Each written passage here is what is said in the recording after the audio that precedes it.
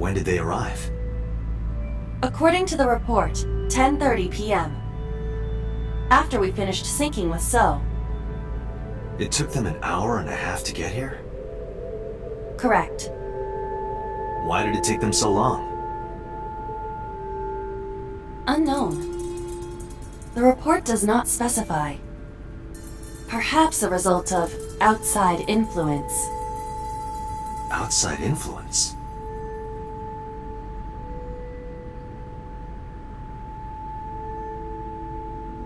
In any case, there is nothing of note about the bench.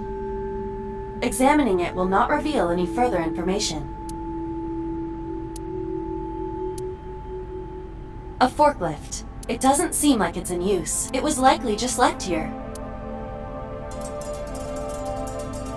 There are numerous cardboard boxes on the shelves. There is nothing abnormal about them. A forklift. Nothing seems out of the ordinary. A switchboard. Nothing seems out of the ordinary. There are only a few items on the shelf. It is likely that this warehouse isn't in regular use.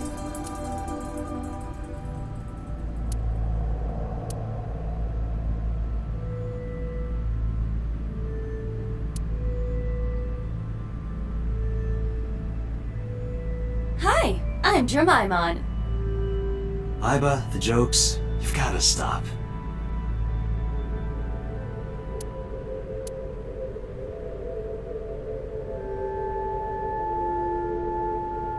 The crane on the sea. Nothing has changed.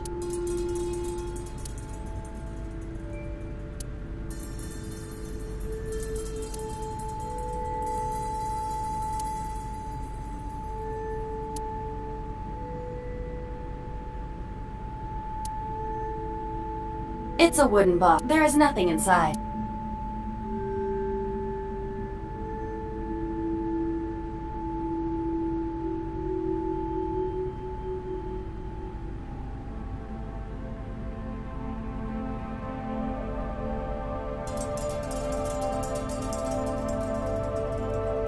That machine is used to cut ice. Do they store ice here?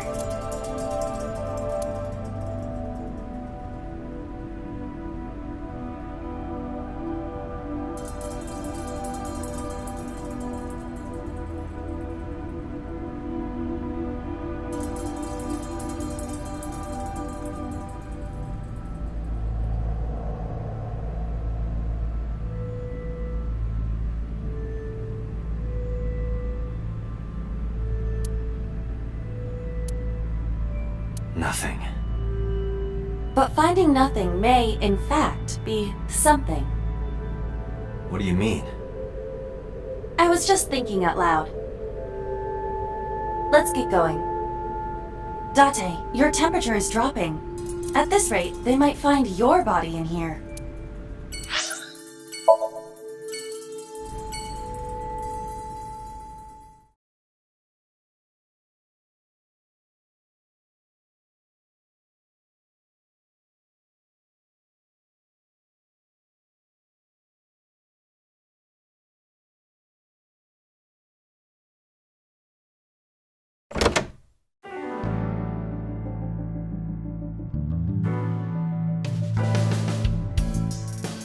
I took care of what you asked for.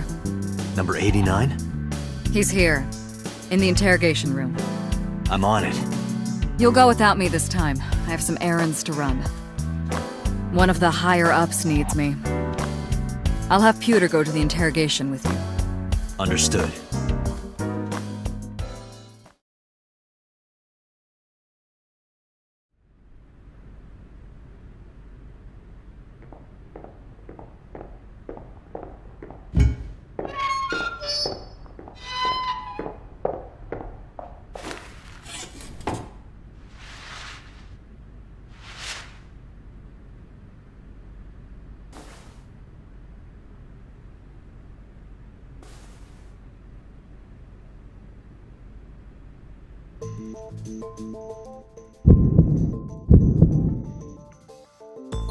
Let's get started.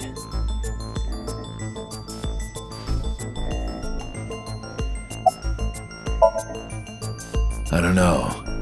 It's not like I'm counting. Number 89. Your real name. I don't know, I forgot. Djibouti. Northeast Africa, a small republic of roughly 900,000. I don't take kindly to stupid lies. Oh, you know about that. It's true. I called Sejima's secretary. I got him on the line and I told him something very important.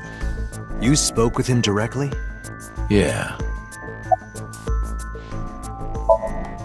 I told him to call somebody. Somebody. I can't tell you anymore. All right. Let's get back to the topic at hand. 2 days ago, you called our investigation office. You said you know who killed Shoko Nadami. That's right. Who? Hey, don't be so hasty. We haven't agreed on a deal. You're gonna let me out of prison, right? Yes, I promise. You're lying. You don't want to release me. That's fine. I was expecting this anyway. I just wanted a good excuse to leave the prison. What do you mean? You really want to know? Here's what I mean!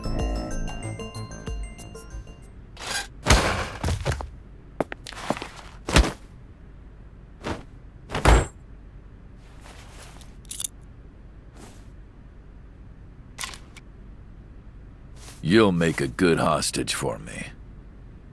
Take me to the exit. Now.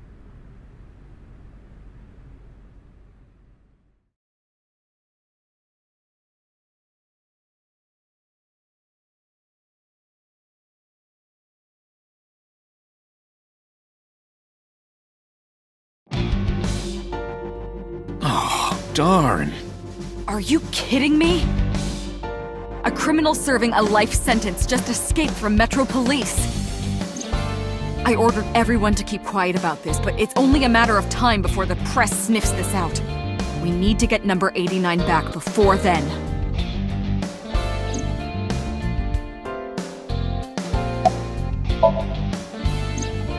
Number 89 still has it. But don't worry. I have a spare. I'll give it to you later. How would I know? After he got to the exit, he let me go. I didn't see where he went. I collapsed right there.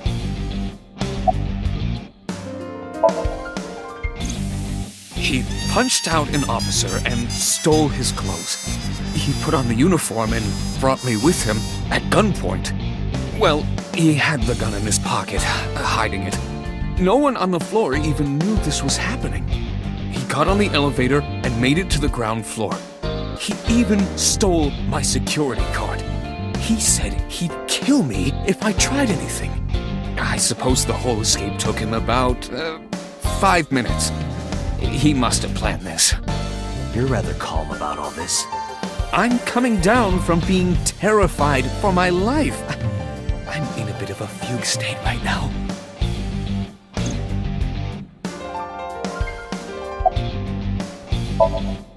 Boss, it's my fault he got away. I'm sorry. Don't waste time apologizing. Go catch him. I'm the one who has to go on an apology tour now. You really messed up this time.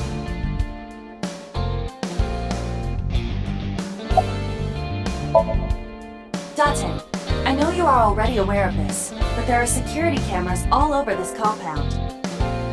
I checked all of them. Number 89 fled in a car that was waiting for him. So he had an accomplice. Yes, Did you see who was driving? I did. Who was it? You and I know him well. Renju?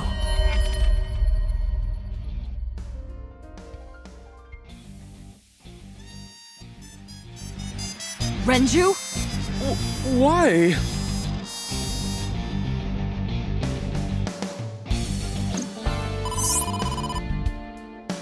Date, Moma is calling. Moma, from the Kumakuras? I'll connect him. Hey, Date. I just got the word. Renju's been seen. What? Where? Hey, don't forget our deal. Deal? What deal? You forgot already? I'm talking about Tessa. Oh, right. I'll be waiting. You know what to do. What should we do? We have no choice. We have to take her. To Moma? Yes.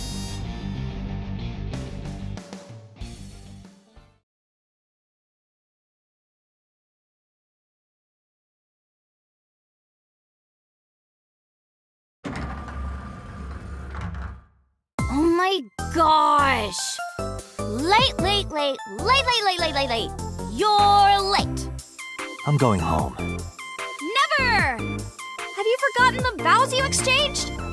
Are you drunk? No, of course not. You're drunk. I'm kid. I'm kidding! I can't believe I'm gonna shovel forge with you. I'm getting excited! We are not shovel forging. I was talking about the date, silly. Shovel Forge and a date are synonymous, apparently. So where are we going?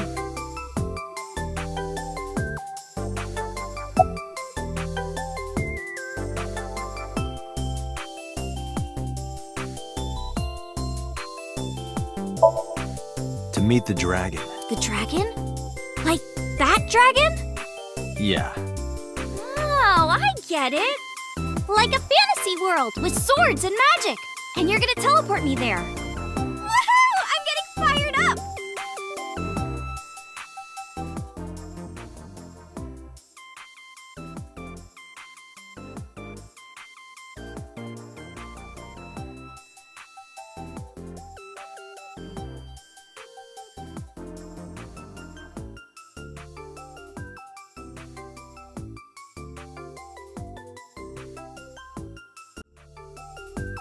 Ooh, look at the dragon! So cool! So, this is a crime syndicate building, right? Yeah, the Kumakuras. And you were trying to make me believe this was some kind of fantasy world? No. That's what you thought. What? Dante lied to me! Date, you bastard! You made Tessa cry! Mister, save me! Throw this man into Tokyo Bay! Got it! I'll have him sleeping with the fishes. This is an interesting turn of events. I can hardly believe it.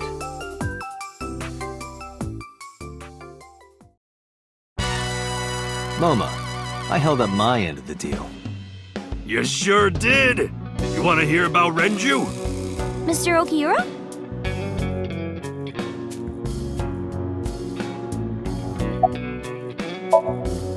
Why do you care? Can I have it? What? Can I have the ring? Why would I give it to you? Hey, can I have the ring? Absolutely, of course you can. Here, take it. Wait, no. I can't give you this. You're so cheap. Come on, it's not like you're losing it. It's exactly like I'm losing it. Aww. You guys are a good team. Like siblings.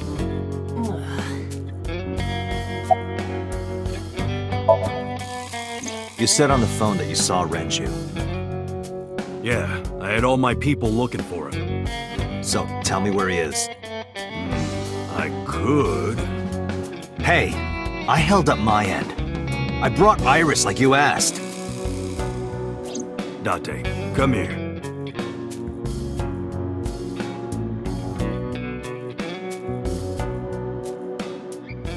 Date, I don't quite know how to ask this, but... Can you ask Tessa if I can shake her hand, please? Oh, that's it? Sure.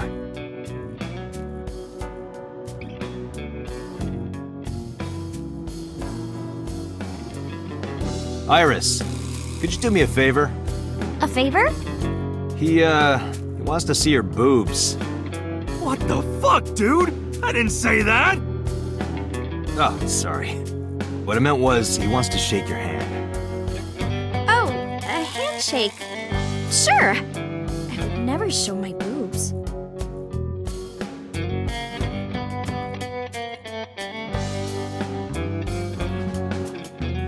Dante, this is the happiest day of my life.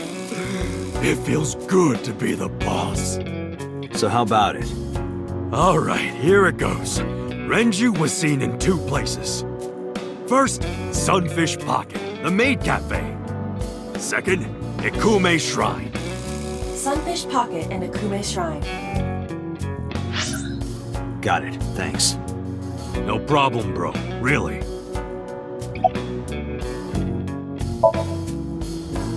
They're out. Looking for Renju. Besides, I can't have them here seeing me like this. Good point.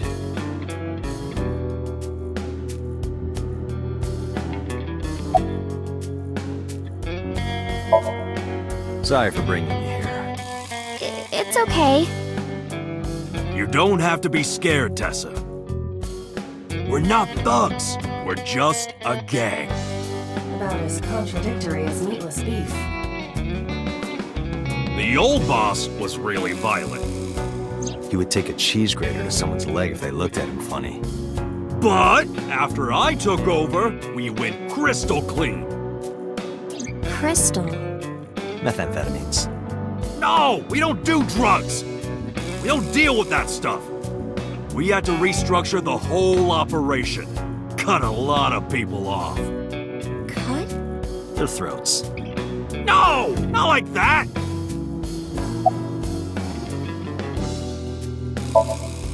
Oh yeah, I haven't introduced this old man yet.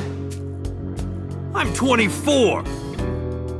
Moma is lying. He is at least 48. Absolutely. Sorry for not introducing myself.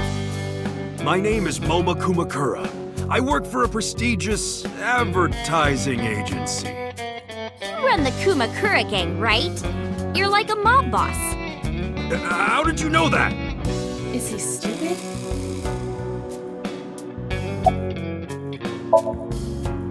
What happened to Mr. Okiura? I heard he escaped the hospital. So did I. But I don't know anything more than that. Please tell me.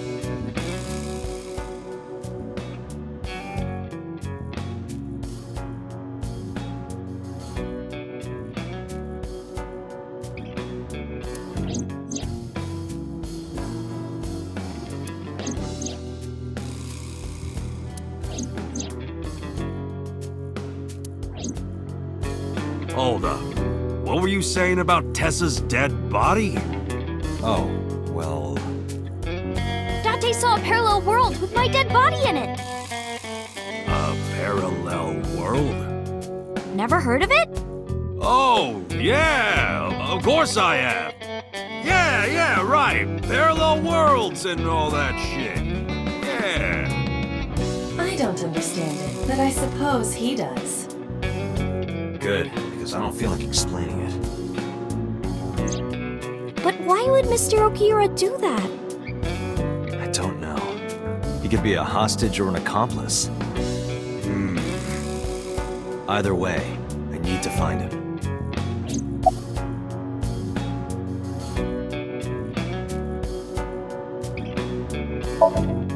Moma may not look it, but he's a huge A-Set fan. Well, I mean, I don't know if I'm a huge fan. Gambling. Bet! Debt! A-set! Worries. Forget? Fret? A-set! Now what does she say? A-set, you bet! Wow, my catchphrase! Thank you!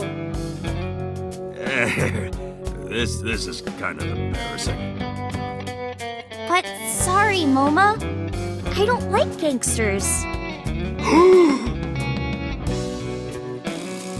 I don't like gangsters either.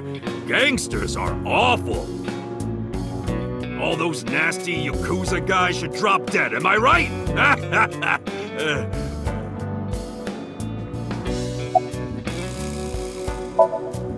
Anyway, Moma, take care of Iris for me. What? What? Wait! You're leaving me here? You'll be safe with him. Are you serious? Look at his face! Not to mention he runs a crime syndicate. What if he sells me to the highest bidder? Tessa, I would never do that! I told you, we're clean now. We all go home on time, we follow government regulations. See ya. Wait! What about Shovel Forge? I told you I never promised to play with you. But you promised me a date! Date! Is this true? You son of a bitch!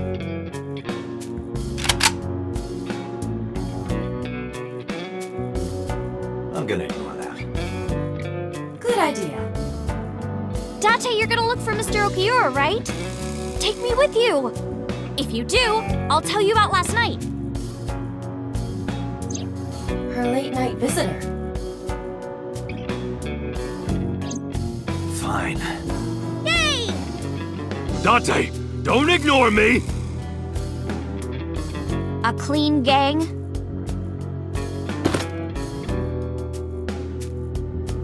Oh, that's just a toy. Oh, just a toy. Let's leave them alone for a while. We have 2 places to check. Sunfish Pocket and Ikume Shrine. I want to go to the warehouse too, where you found my dead body. Something bothering you? No, I'm just curious. Oh, and one more thing. Can we eat somewhere? Food sounds good. I haven't eaten in a while. Oh, my chest hurts.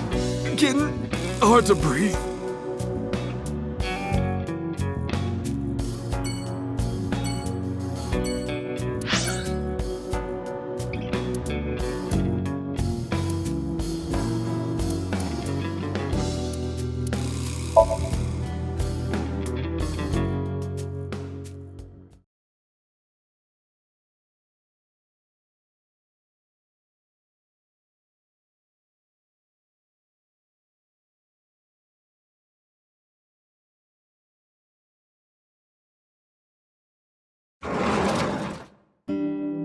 I'm so hungry.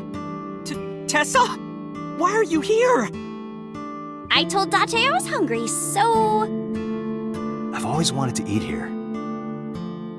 I'll have my usual, Ota. Yes, right away.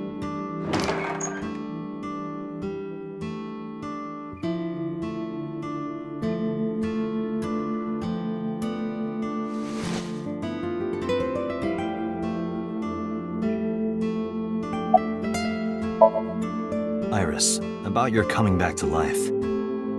Hold it! What do you mean coming back to life?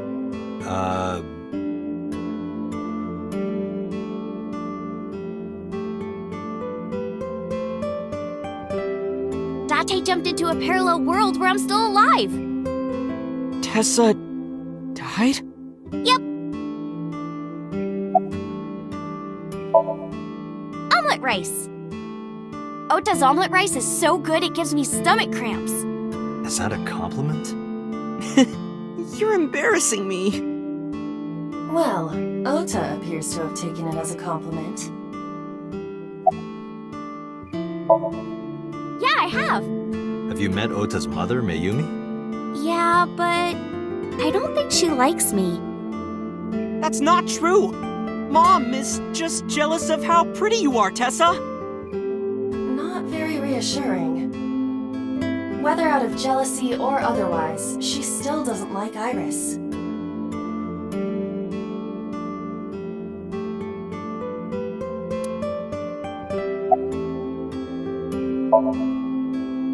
You're still looking for him? Well, like I told you before, I don't know.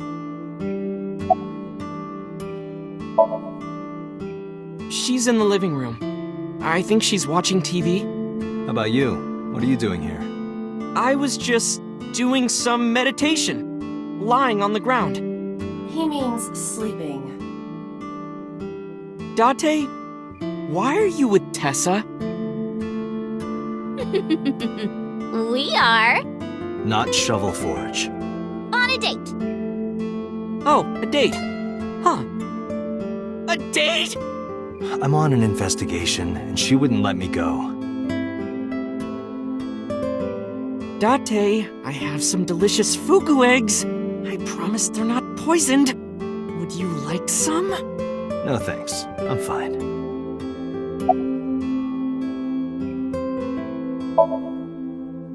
Yeah. My dad taught me when I was little. You're making me something too, right? Sure. My treat, Date.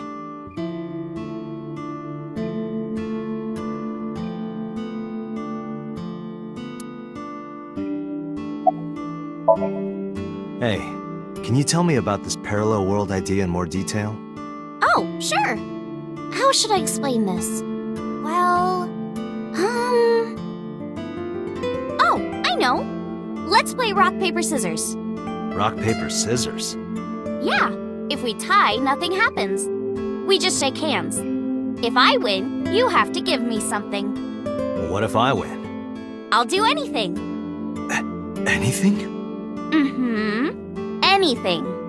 Date, your heart rate is rapidly increasing. Why exactly is that? All right, let's do this. Okay, let's go! 1, 2, 3, shoot!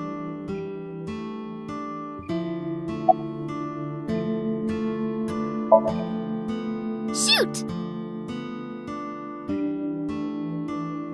A tie. The most boring result. Well, we agreed on the rules. Let's shake hands. Shaky, shaky.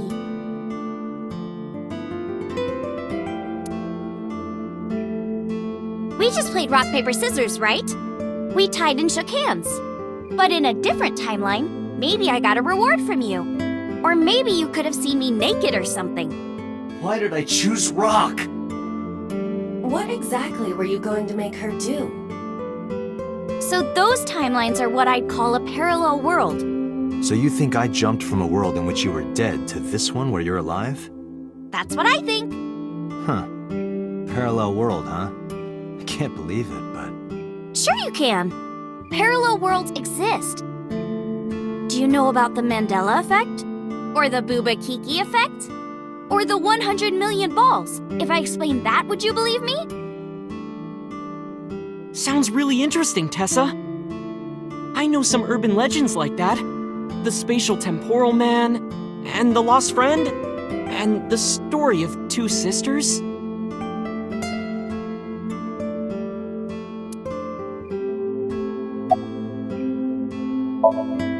This world is full of really interesting stuff. But you know the most interesting thing of all? No, what? That humans exist at all. The universe developed in a very particular way to get here. If things were even slightly different, well, the galaxies and solar system and all of that might not have existed at all. And that means humans would never be born. And even if everything happened exactly like that, the probability of human life developing is extremely low. And yet, here we are. Imagine a box full of ping pong balls, labeled 1 to 100 million. Would you be able to pick out the 1? Not likely. But what if there were 100 million of you? Well, then one of us would definitely pick up the 1. Exactly! The birth of humanity is so improbable that it's basically a miracle. But if there were multiple universes... Then it wouldn't be strange that at least one of them had humans in it. She is describing the anthropic principle. I may have underestimated her intelligence. Date, look at this picture.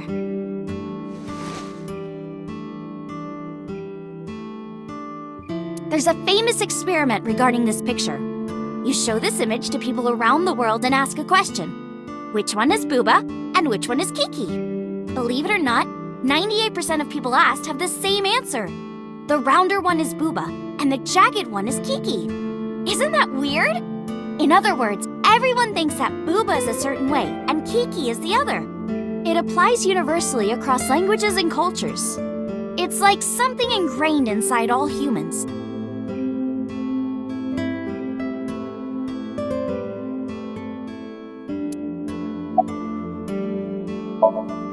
Like worshipping the sun and the sea, or thinking that the mother is soft and the father is jagged. Regardless of your culture or background, you probably think this way.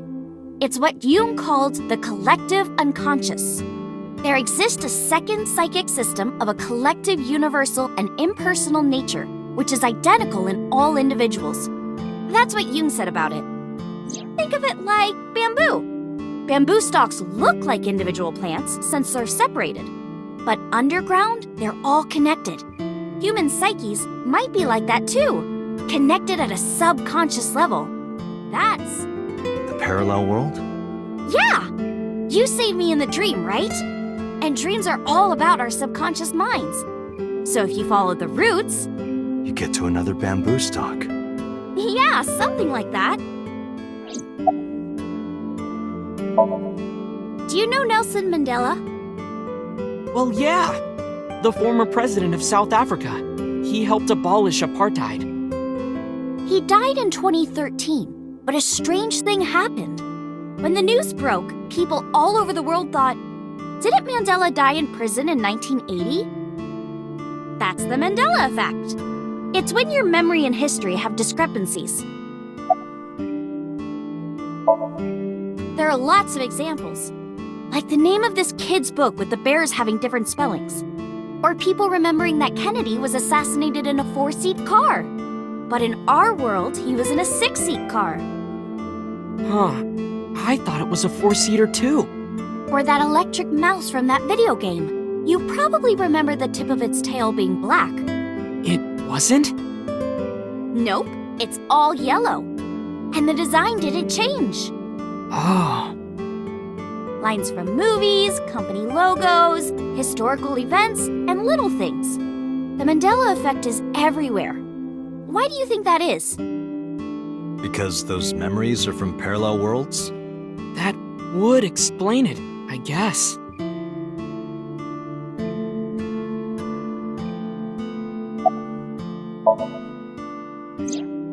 So, there's this girl. Let's call her B. She's practicing piano in her room, and her little sister is watching TV in the same room. B asks her to turn the TV volume down so she can hear her piano playing, you know? So B goes back to practicing, playing a little bit. But her sister doesn't turn the volume down. She's not listening at all. So B turns around to scold her. She was really gonna let her sister have it. But she's gone. She's nowhere to be seen. She thinks, I wonder where she went. But then B hears her sister at the door. I'm home. B runs to the front door and sees her sister and her parents standing there. So B asks, when did you go outside? But her mom says, what are you talking about? She went shopping with me. B is really confused by all of this, of course. She asks her little sister about it, and she learns that her favorite TV show was on. And before she went shopping with her mom, she was deciding whether or not she wanted to stay and watch it or not. So depending on her decision, a parallel world was made. Yeah. And what B saw might have been from the world where her sister stayed behind.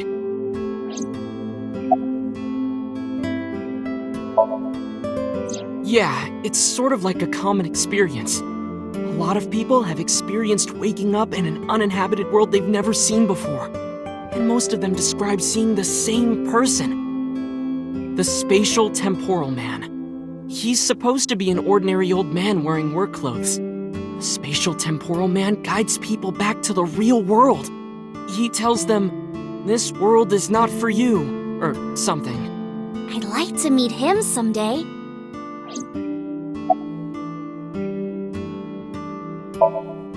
I know a ton of stories like this.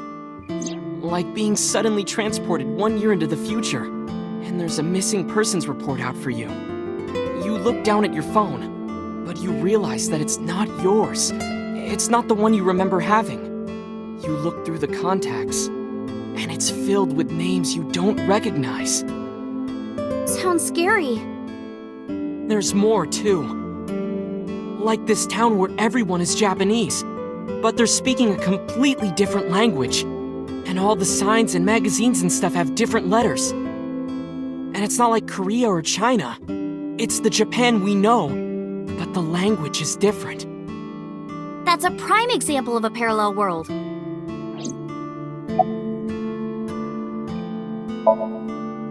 So, this elementary school kid, let's call him C.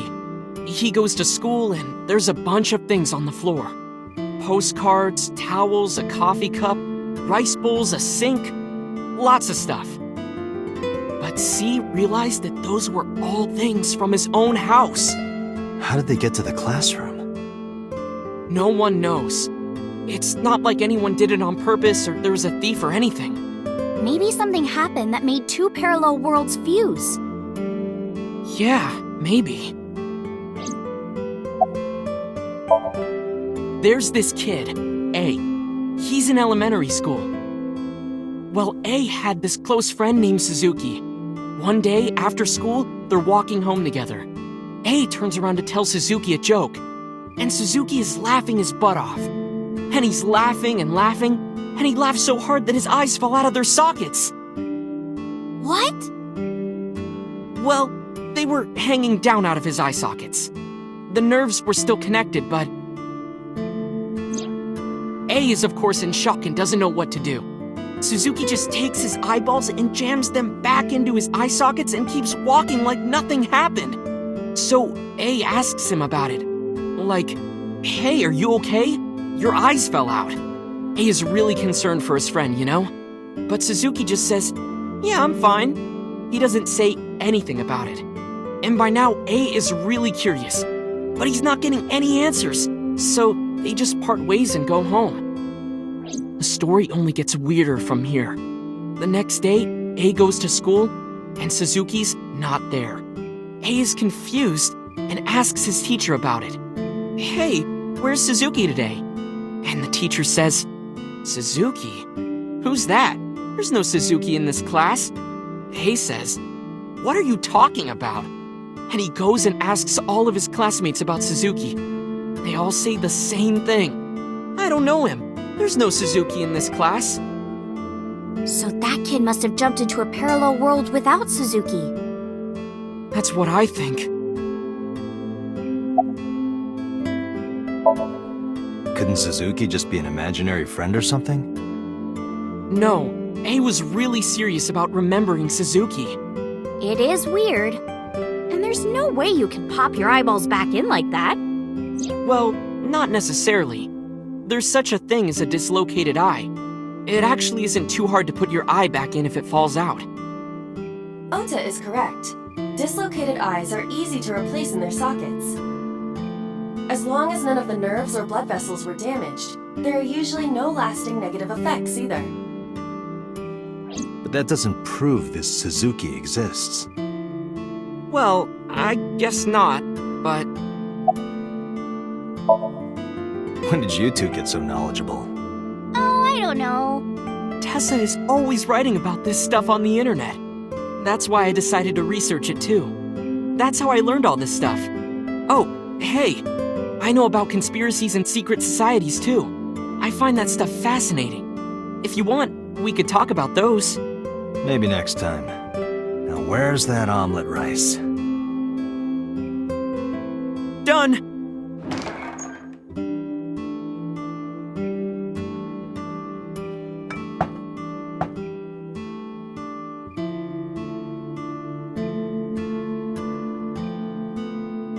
Bon appetit!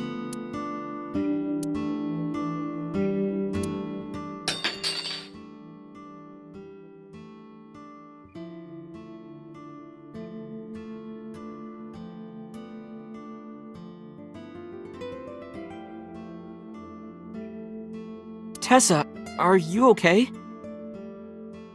I'm fine. My hand slipped. Let's eat.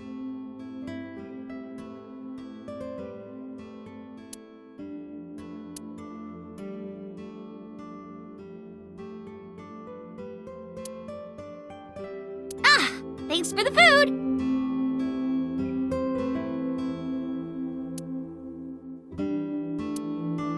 That was good. Ota, your omelet rice is seriously the best. Yeah, it was actually really good. Aw, thanks. I owe it to my dad. He taught me well.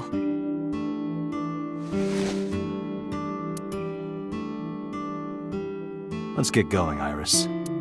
Thanks again. Thank you. Come.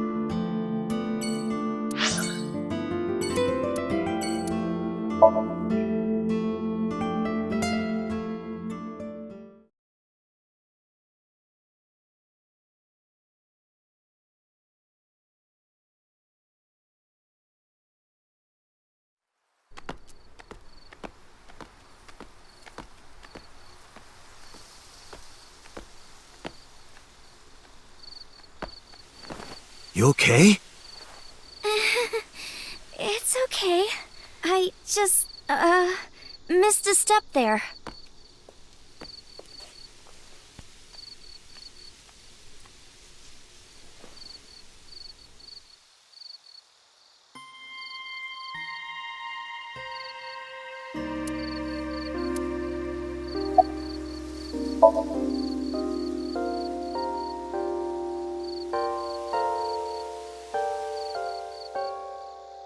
Years ago, I used to come here with someone.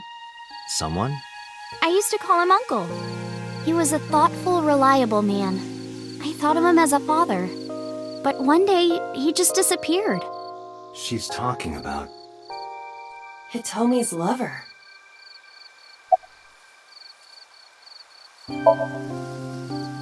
When you asked me why I became an idol, I wasn't being entirely truthful. I told you that it was because I wanted to become famous. But more specifically, it was for Uncle. I've been looking for him for 6 years, but I didn't find him anywhere. I didn't know where else to look. So instead of me finding him, I thought that he could find me instead. You think if you became famous, he'd contact you? Yeah. So that is why she became an idol. I mean, it's also been my dream since I was little. That's a part of it, too. So why do you use the name Asa? Shouldn't you use your real name? Oh no, I don't have to. He was the one who came up with the name Aset. He told me that if I ever became an idol, I should use that name. Mr. Okura isn't here. I mean, of course he isn't. It's not like we came here right away. He's already taken off. Too bad. It looks like there are no further clues here. It appears we've wasted our time. It's called Ikume Iribiko Isachi no Mikoto, or sometimes Ikume Tenno, or Ikume no Mikoto. There are legends about this place written in the old text. It's a shrine dedicated to the gods. The old legend goes like this. One day, Ikume Iribiko sent one of his followers, Taji Momori, on an urgent quest to find a mysterious, magical fruit. A fruit called Tokijiku no Kaku. It's said that eating it will grant you immortality. After many hardships, Taji Momori was able to find the fruit. But by the time he got back, Ikume Iribiko had died. Taji Momori mourned. He handed half of the fruit to the man's wife, and he left the other half on Ikume Iribiko's grave, then died on the spot. It is said that that fruit is still inside the shrine behind us. Really? The fruit of immortality. Yes.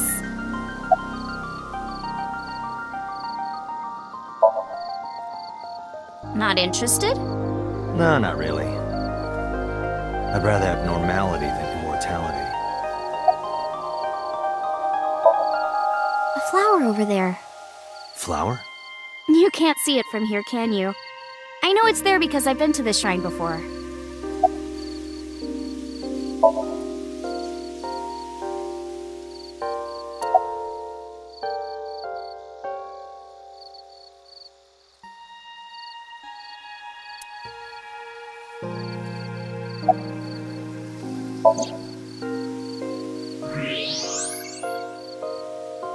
An iris. More specifically, a winter iris. This is the same flower that was on display at Iris's house.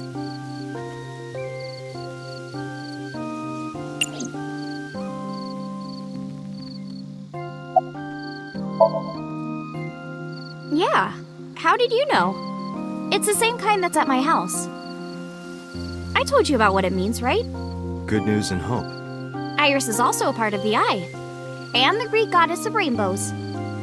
She delivered messages from the gods. That's why the flower means good news and hope. Date, we have no time to waste. We should get moving. Got it.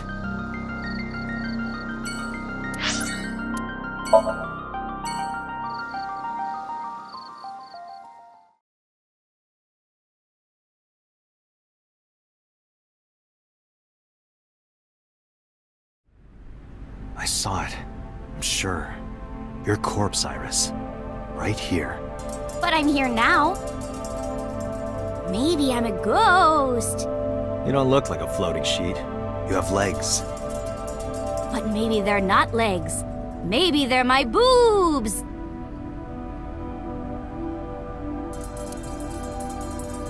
Didn't you say that you saved me in your dream? What did you mean by that? I told you that I'm with an organization called Abyss, right? Yeah, you told me 2 days ago. We find clues in the minds of suspects and witnesses. We enter what we call Somnium, a dream world projected by their subconscious. That's what the entire organization is about. How do you even do that? We have a machine that we call the sync machine. What is that? It's a sync machine. That's not an explanation. Tell me how it works. Well, I can explain, but it will require a bit of background to understand. Background?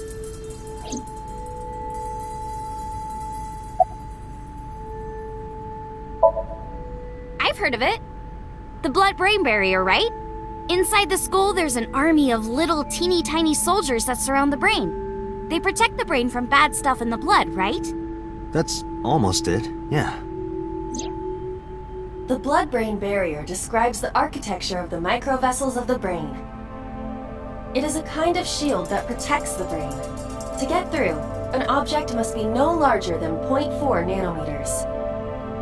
Objects too large to slip through the barrier cannot physically access the brain.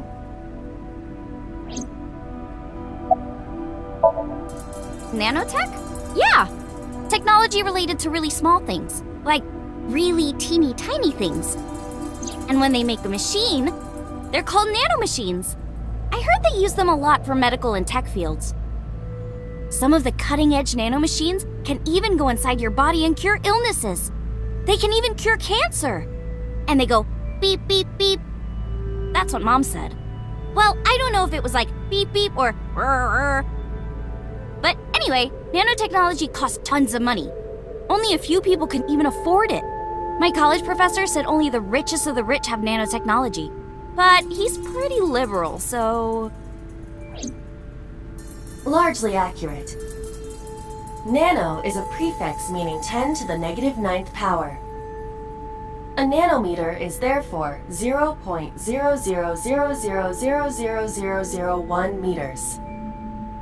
The sync machine uses machines approximately 2.16 nanometers long. Viruses are on average 20 to 970 nanometers, so sync nanomachines are far smaller than that. This allows them to access neural circuitry. During a sync, the nanomachines are used to write in the syncer's data.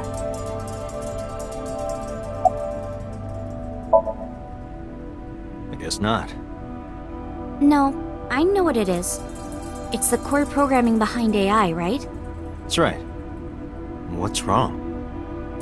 What? You're shivering. It's nothing. Don't worry about it. To borrow Pewter's explanation, with the advent of the Wadjet system, we can extract the data of the human psyche. This data is sent to the brain, which achieves the sync.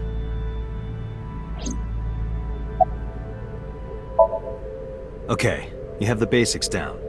Let me explain how syncing works. Syncers like me equip the sync gear and use it to access the subject's brain. Inside the helmet are nanocables, and on the tip of each of these cables is a special nanomachine. But the machine can't reach the brain through blood alone. Do you know why? The BBB soldiers say go away and push them back? Well, yeah, kind of. But for the sync to work, we have to get the nanomachines into the brain itself. How do we do that? Drill a hole in the skull? No. In Shovel Forge, you can use a pickaxe and... No, it has nothing to do with tools. We don't have to open a hole. Skulls already have holes in them. One of those holes is the optic canal, which is a nerve canal located behind the eyes. The nanocables of the sync gear go through your eyes, then go to the back of your eye socket, then through the optic canal to the sea. The sea? The sea of brain cells, anyway. That sounds kind of romantic. It's only a chunk of protein.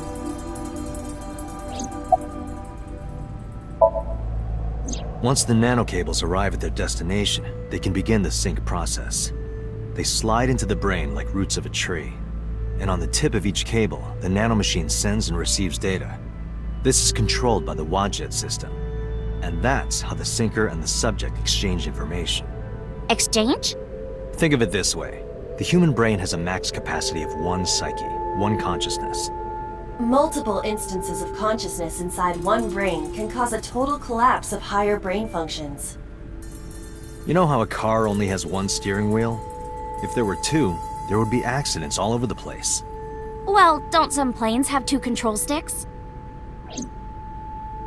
Okay, maybe it wasn't the best metaphor. What I'm trying to say is that the human body can only hold one person.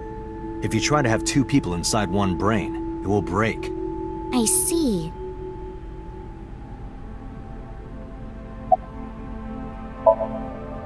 Because of this, the syncer's data goes inside the subject's brain. And the only thing inside the subject's mind at the time of the sync are their memories. Like a house with no one inside. We syncers break into the house, look for clues, and leave. All within 6 minutes. There's a time limit? Yes, or else the house will collapse on our heads.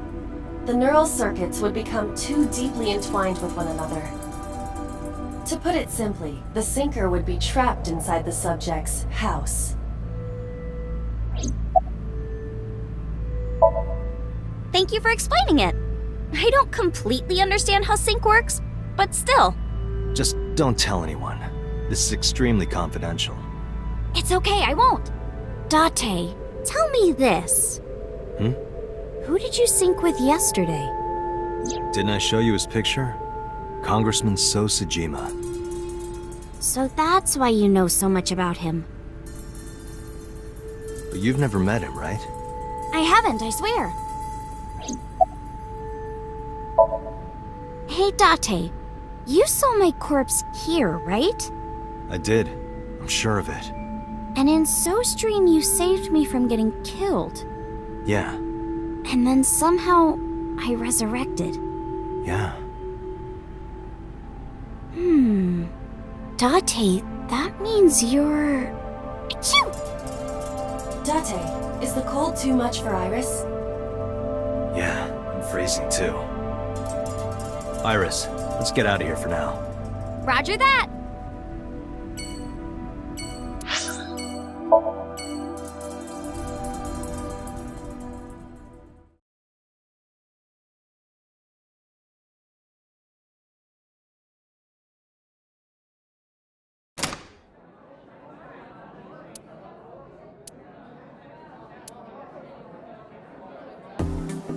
Wow, this is surprising.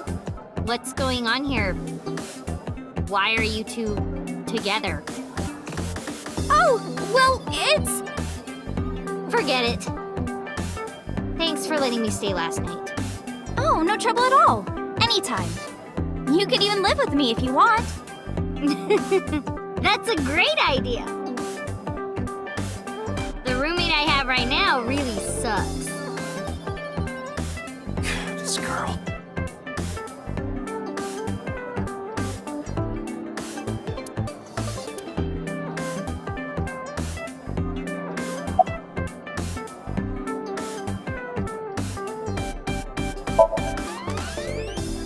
Why are you asking me about that? I was just curious.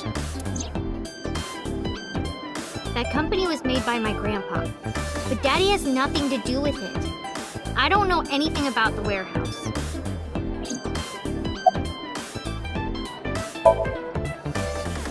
I thought I told you this already. Don't ask me the same questions over and over. Date, look.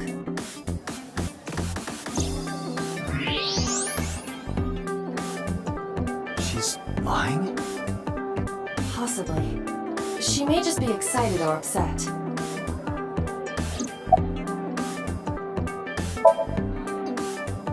What are you gonna do, scold me or something? Why do you care what I do? Why are you so angry?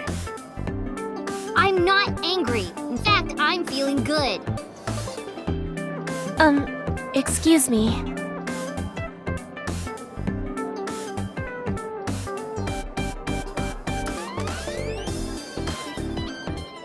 Mizuki was crying earlier.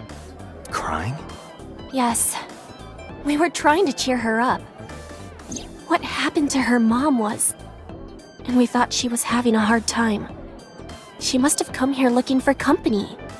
That's probably why she stayed with Iris last night. She didn't want to be alone.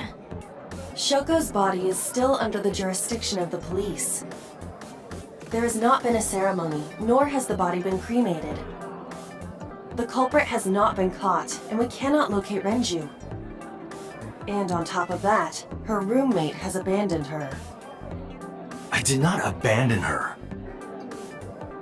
In any case, there are many ways you could calm Mizuki down. Mizuki is just trying to act strong. Please, try to understand.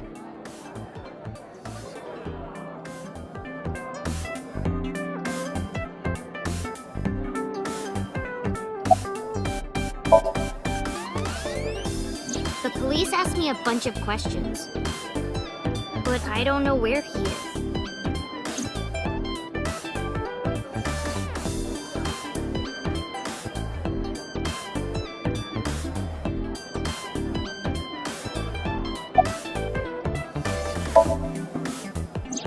Iris, I still need to know.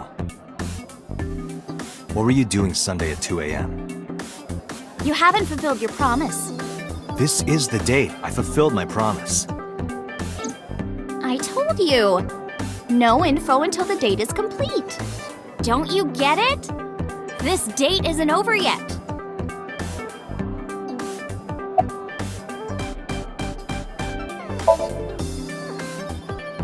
She's my friend from back when I worked here. We would hang out outside of work, too. We'd go to haunted places and UFO sightings and stuff. Blow those boys away! Blow those boys away! Yeah, blow those boys! Mizuki, You really shouldn't say that.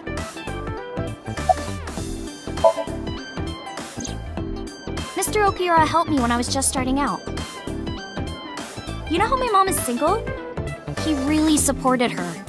He even changed my diaper when I was a little baby. I got hired by Lemniscape all because of him. Iris used to stream all her own content.